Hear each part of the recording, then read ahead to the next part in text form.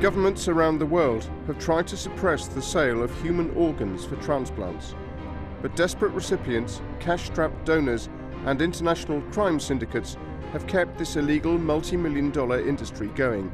So who are the doctors and patients willing to break the law? We sent Juliana Rufus in search of the organ traders.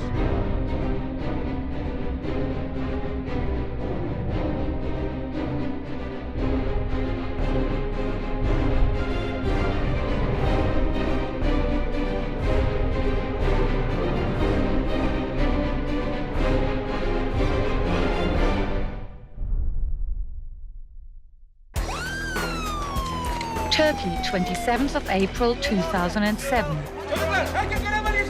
The police raid a private hospital in Istanbul. Several people are injured in a shootout with armed robbers. When the police search the building, they discover a secret operating theater. Medical staff caught red-handed performing 2 illegal kidney transplants are detained. It's the 4th time that Dr. Yusuf Sonmez, the main surgeon and owner of the clinic, is getting arrested. He claims to have carried out 4,000 kidney transplant operations, and since their legality is being questioned, the Turkish media calls him Dr. Frankenstein. The recipients of the kidneys are a South African and an Israeli male. Both men paid over $200,000 in order to obtain kidneys, one of them from an Israeli Arab girl. It is the fact that the organs were sold for money which makes these transplants illegal. In May 2012, this raid on Sonmez clinic resulted in a 10-year prison sentence. But Dr. Sonmez continues to evade arrest.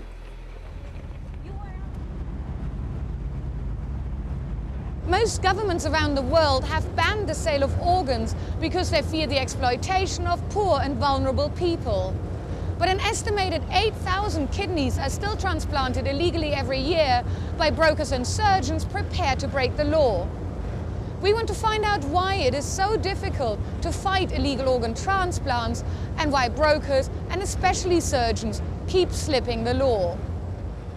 To get an insight into Dr. Sonmez's international black market kidney trade, we are flying to Israel. In the Turkish court documents relating to the raid on Dr. Sonmez's clinic, we have found the name of the Israeli man who was discovered by the police. This is the neighborhood of Caesarea, one of the most upmarket neighborhoods in Israel. This is where Zev Victor lives, the man who received the kidney from the girl in the 2007 transplant. Turkish prosecutors charged Zev Victor with the crime of purchasing a kidney, but he managed to avoid the trial by fleeing the country. Here in Israel, he has never been prosecuted because the illegal operation took place abroad. Before he became ill, Zev Victor was a successful entrepreneur who ran companies around the world. He's the only human being ever to have received 3 transplants: kidney, lung, and heart. Can you tell us how you received your kidney? It put aside James Bond because I went into illegal things. Otherwise, I'll be dead. I went and find out who are the dealers. They took to Turkey. They bring you to a special clinic. Then they make the operation. It's normally successful. All of a sudden, I'm awake. And I'm bleeding and bleeding, and the girl is bleeding. The donor girl? Yeah. So we started shouting. Somebody, I don't know who, till today, came and gave us the injection. And I didn't know much more than that, to be honest, at that time. You say you received your kidney from a girl. Do you know what happened to her? She received her money, and we disconnected our relations. She's not living far away from here, by the way, 20 miles. How much money did she receive? I don't know, but I assume about $28,000. I assume.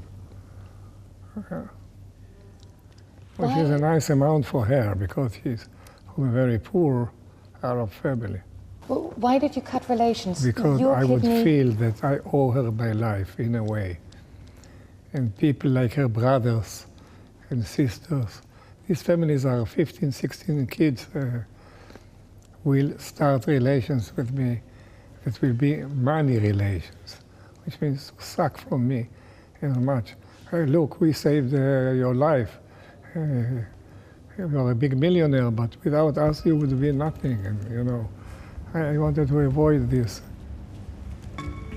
But what happens after the operation is of crucial importance. Without proper aftercare, organ donors can end up with serious health problems, something they're rarely told about in advance. It is a reason why the World Health Organization has banned organ trade for money. We're now looking for the girl whose kidney was given to Zev Victor, and we've got her name and her hometown from the Turkish court documents. The trouble is, she belongs to a 20,000-strong Arab-Israeli clan, so it's not going to be easy to find her. And we've made contact with a local doctor who's promised to help us. Nijar, Dr. Ziad. Nice to meet you. As the family's doctor, Dr. Ziad has known the girl since she was a child. Hers is a tragic story, he says. Born into a poor family and raised with little education, she fell pregnant after an affair with a factory worker. He took her as a second wife and then forced the girl to sell a kidney so that he could pay off his debt. This is the home, that live, Okay. the mother. How did you meet the mother? She's my neighbor. I know her. Dr. Ziad knows that the girl has left town, but he calls the family to see if we can meet them instead. صباح الخير. وين امك؟ استنى فيها اعطيني اياها شوي. اعطيني اياها شوي. No mother waiting.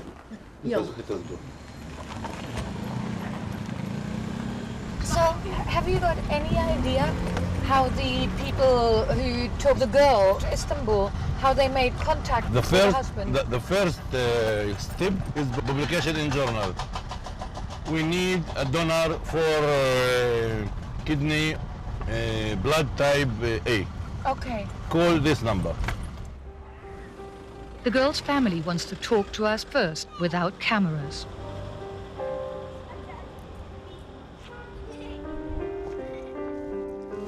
So we've just managed to meet with the girl's mother and her sisters, and the story that is emerging is actually a really miserable one. After the girl returned from Turkey, where she had her kidney extracted, her husband left her and went back to his first wife, and she then went to Haifa, where she's now working in prostitution. Now the family, the mother and the sisters, are point blank refusing to give us an interview because some of the younger sisters are still unmarried, and if this whole story comes out, they will never find a husband. To further reassure them, we have also promised we would not disclose their names. So you're the doctor for this entire community. Is this the only case that you've heard, or are you aware of others? No, I know another cases. أنا أعرف عدة حالات متعلقة في بيع الأعضاء. الظاهرة موجودة، للأسف الظاهرة موجودة ويجب التصدي إلها. نحن نريد تنظيم موضوع التبرع بالمنطلقات الإنسانية وبالمعايير الإنسانية الحضارية كما في كل دولة. Israel frequently features in organ trafficking news. For cultural reasons, the demand for kidneys here is bigger than elsewhere. Many religious Jews don't like to donate organs, and Israeli hospitals have long transplant waiting lists. Over the past years, Dr. Sonmez has developed a network of Israeli clients and collaborators. This is the man who assisted him as an international broker. In fact, he's also the one who secured the Arab girl's kidney for Zev Victor. He's an Israeli citizen by the name of Moshe Harel, who was arrested here in Tel Aviv earlier this year when the police busted an illegal organ trade network. But to everybody's great surprise, he was released shortly later on bail. We requested an interview with the Israeli authorities, but they declined. But we heard speculations that Moshe Harel now works with the authorities, and we decided to try and find him at his address just outside Tel Aviv. So he's number 17, and that's the Hebrew writing for Harel, so we know he's here.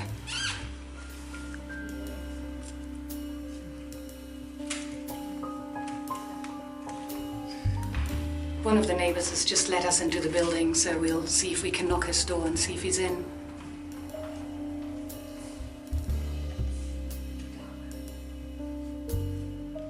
Somebody's taken the Jewish mezuzah down.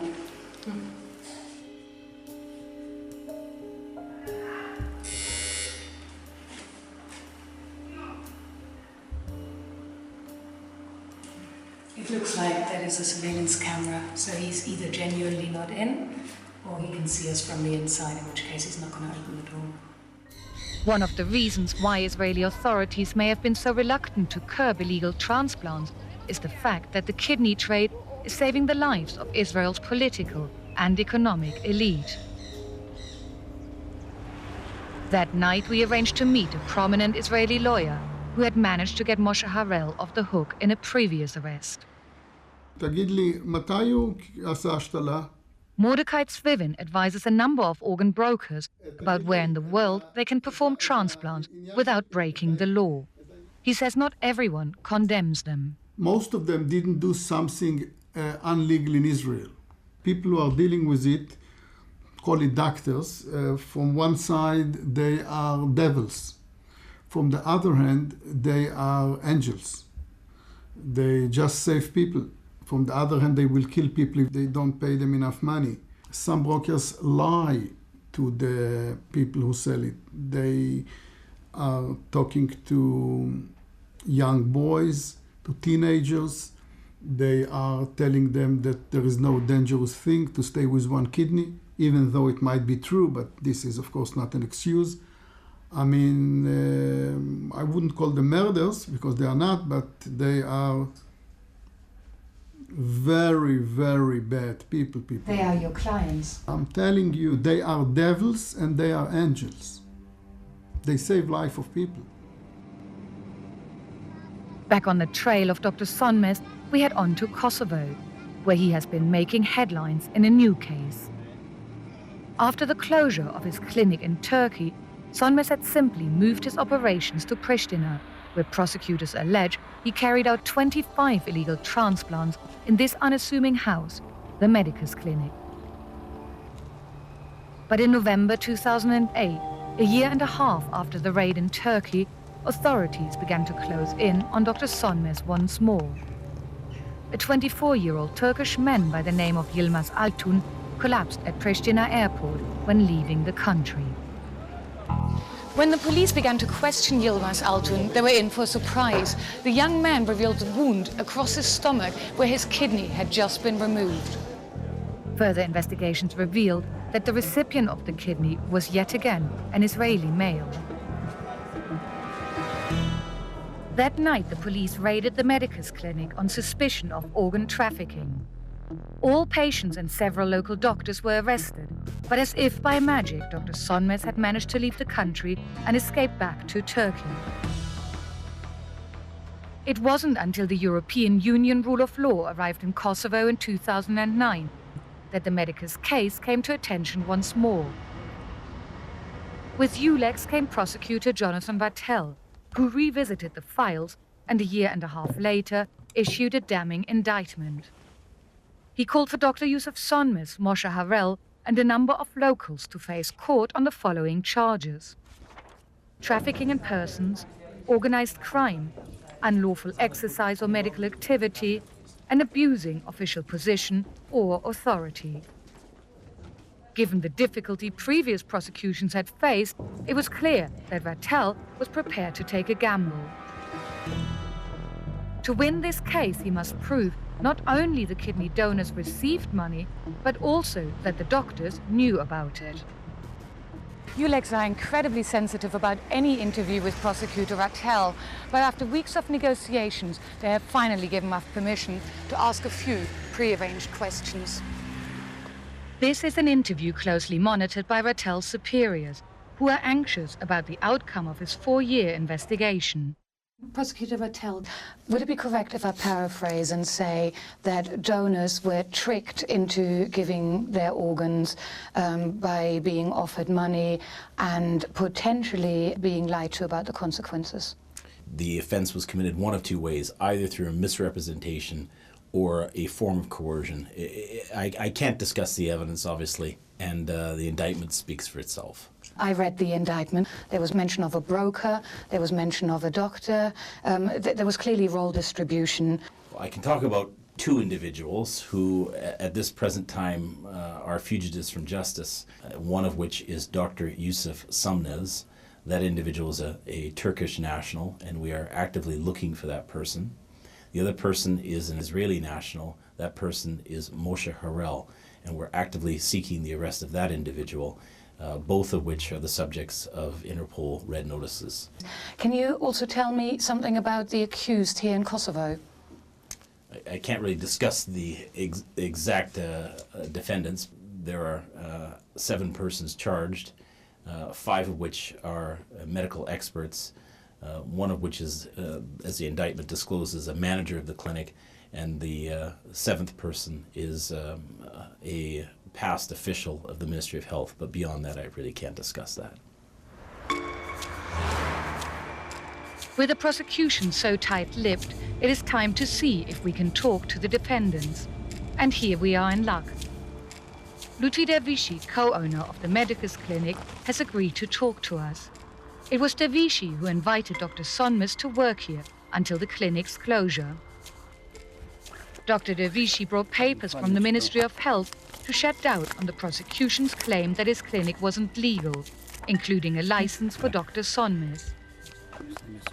His defense is one used by doctors around the world.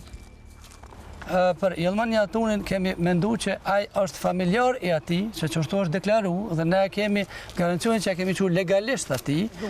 Ky ka ardhur dhe ka thonë që unë kam familjar këtë dhe pe adhuroj veshkën. The prosecution says they have a record of emails that money was transferred, that Yilman Altun received money and that his flight was paid for by an organ broker. Po në asnjë klinik të botës nuk ka mundësi me ditë klinika ose mjeku se kush bën marrëveshje jashtë klinikës. So really you're saying you had no idea what went on in your clinic? Unë e di që të ne për nevojat e mia është bën një transplantant. Jënë bo disa intervenime, jënë bo tjera operacione, por nuk e di që ka pas gjithë që ato transplantime për që për në akuzon prokurori. Kështu që është e pa mundën me përcjellat, kur është punët e Jusufi Sonmezi për shkak përcjelljes. Dervishi's lawyer, Lynn Slattengren, takes the point even further. I accept his explanation that his job was not to supervise Dr. Sonmez any more than he supervises any of the other medical doctors who do their professional medical work at the clinic. Even if it is your clinic and you run it? There's a difference between owning a building and managing the finances of the building, buying equipment and so forth, and supervising the work of a professional. And Dr. Sonmez had his work, and Dr. Dervishi did not go grilling Dr. Sonmez, what are you doing? What kind of surgeries are you doing? And so forth. Our final attempt to trace Dr. Sonmez is taking us back to Istanbul. Here, a Turkish prosecutor has opened a case based on evidence received from Kosovo. But in May this year, the Medicus trial collided with the old case against Sonmez. The Turkish judges in the 2007 case involving the raid on Dr. Sonmez's clinic here reached a verdict and sentenced him to 10 years imprisonment. But when the police arrived to arrest him, he was nowhere to be found.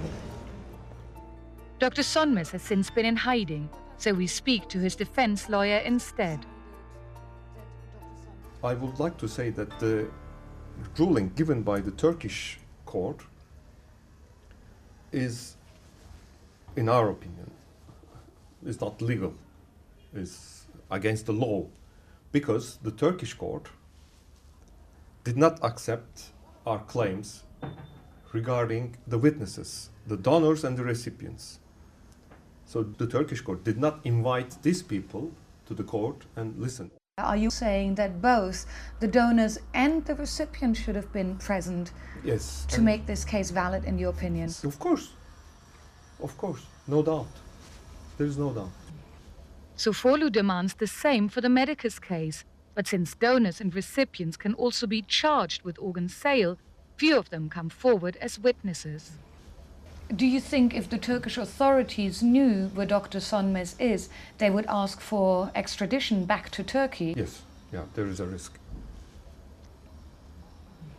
But I don't know where he is. And according to law, if I had known, I'm not obliged to tell where he is. We decide to have a look at Dr. Sönmez's villa in a rich Istanbul neighborhood. Suddenly, some people arrive. We're actually wondering, is this the home of Dr. Sönmez? Yes, that's right. We're just wondering, are you a friend of his or? I am his mother. Oh, you're the mother of Dr. Sönmez. Okay, I see. Do you know where we may find him? He's on a journey. But he's still in Turkey or not? Yes, speak to him. Okay, hi. Are you the wife of Dr. Sönmez? Yes. Yeah, hi, I'm Juliana. And then she let something slip. Do you know how we can find him? Right now he's in Italy.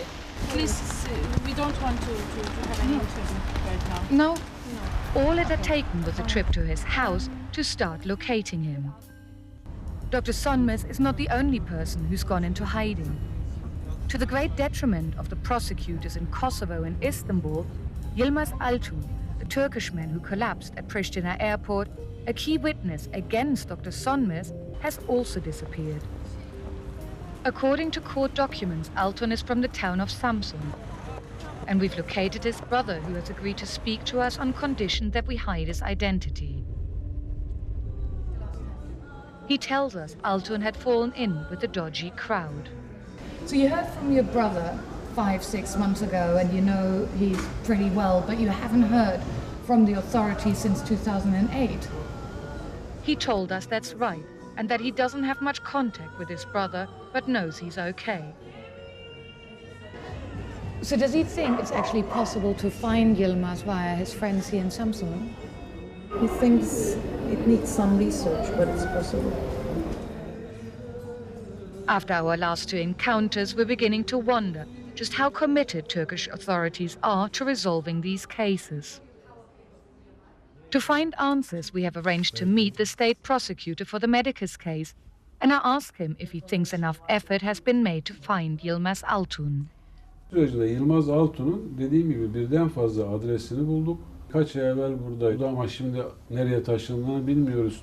Bu aradığımız kişi şüpheli ya da yargılama aşamasındaki adıyla sanık olsa onun hakkında yakalama kararı çıkartabilirsiniz. Bu kişiye mağdur sıfatı ya da şikayetçi sıfatı verdiğiniz zaman bu şekilde aratamazsınız. Dr. Sönmez's wife tells us that he's in Italy. Clearly his lawyer and his wife are regularly in contact with Dr. Sönmez. Can you not tap his phone, locate him and ask, for example, for an extradition from Italy? Tutuklanmadı. Tutuklamayan da yine tutuklanmadı ama ikinci kere sevk ettiğimizde de adli kontrol kararı verildi. Yani tutuklamadan bir alt derece. Neden tutuklanmadı diye sorarsanız da o yani mahkemelerin ve yargıçların yetkisi ve inisiyatifi dahilinde alınan kararlar. Onu eleştirmek bana düşmez. It's tough for prosecutors to build cases that stand up in court. Organized crime has been more efficient than law enforcement when it comes to working in a globalized world with multiple jurisdictions.